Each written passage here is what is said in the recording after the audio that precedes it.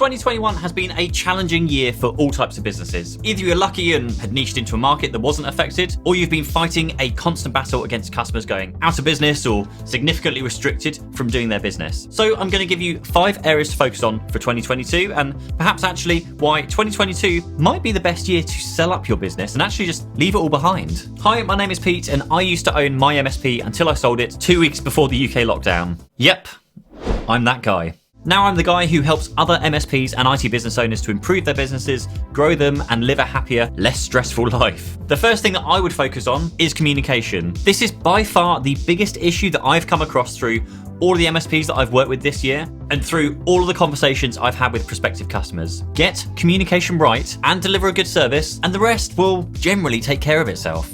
If clients call in with a serious issue, don't just log a ticket and then get your head stuck down into fixing the issue until it's fixed. Agree a timescale where you will communicate back to the client with updates. Checking in like every 30 minutes or every hour can make a world of difference to your customer who's just sat there waiting for you to fix something, but with zero visibility or feedback of any progress you're making. Use tools like ActiveCampaign, probably my favorite CRM and communication tool right now for MSPs. And you can set up groups for these types of emails, critical notifications when services are impacting across like multiple clients, as well as sending product updates or marketing emails. Yes, marketing emails. ActiveCampaign has a ton of really great features, including some automation features that would cost you, well, pretty much an arm and a leg had you invest in something like HubSpot. And there's a link down below where you can sign up for just under $150 per month, and it will have literally like everything you could ever need as an MSP. Now, number 2 is some quick tricks that may be worth trying for your business, which I picked up through reading The Psychology of Persuasion. So see what you think about these. Using terms such as most popular increased dish sales at a restaurant by up to 20%. The social proof of something being seen or marked as popular would then make others consider it more than other items. So think about that when you're marketing your tiers of service offerings. Now, a car retailer had their normal ads perform poorly, but one time they put out an ad looking for a new sales rep as their showroom was getting busy and their car sales were popular.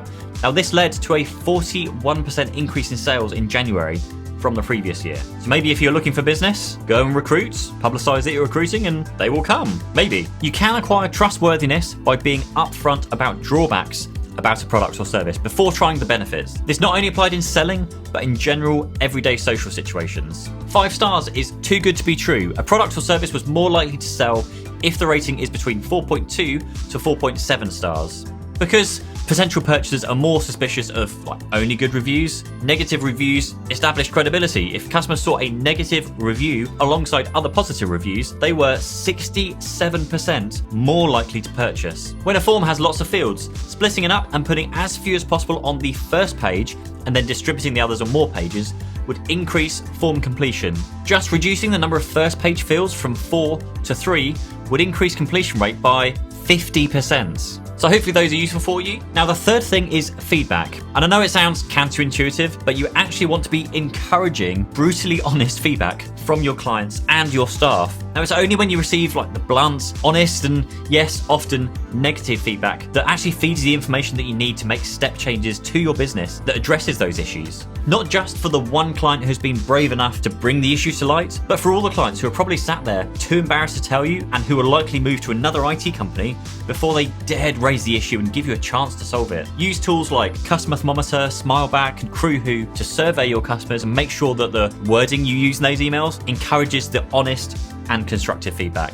For your staff, tools like Office Vibe can be a fantastic resource to make sure that you are doing the same within your own house, like to make sure that you are performing as a business and operating at the same level. Now, number 4 is probably going to sound boring to you, but it is so important to every business, and that is to plan and set goals. Because, well, if you don't have a goal, well, you're never going to hit them.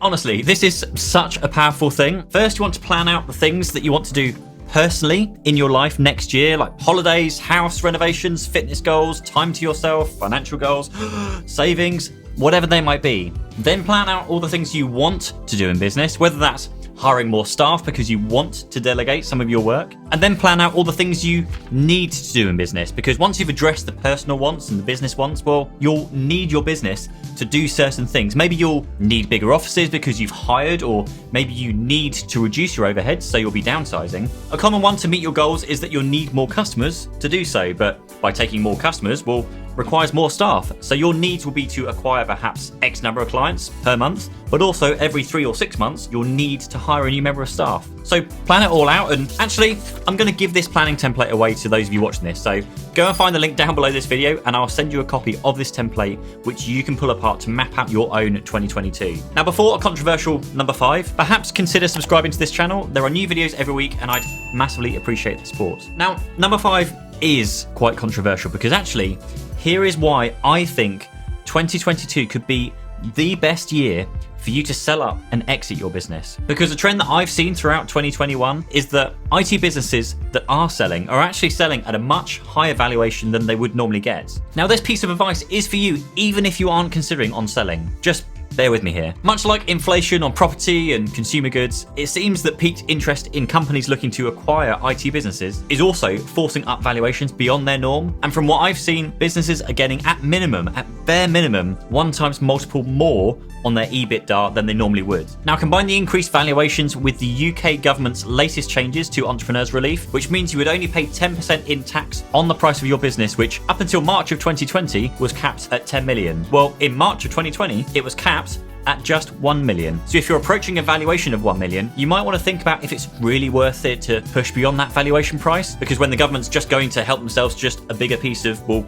your pie. Now, if you aren't considering selling your business, then what I would do is just pay attention to what your EBITDA is. And EBITDA stands for earnings before interest, tax, depreciation, and amortization, I believe. But in fancy terms, it is the figure that every MSP valuation that I've ever seen starts with. And even if you aren't planning on selling your business anytime soon, I would be tracking that number every month and trying to improve on that number so that when the day does come, and believe me, if you're anything like me, even if you're not planning on ever selling, well, things change. And you can go from not wanting to sell to actually selling up within a matter of months. Next up, go and watch this video about how you can get that brutally honest feedback from your customers that you so desperately need.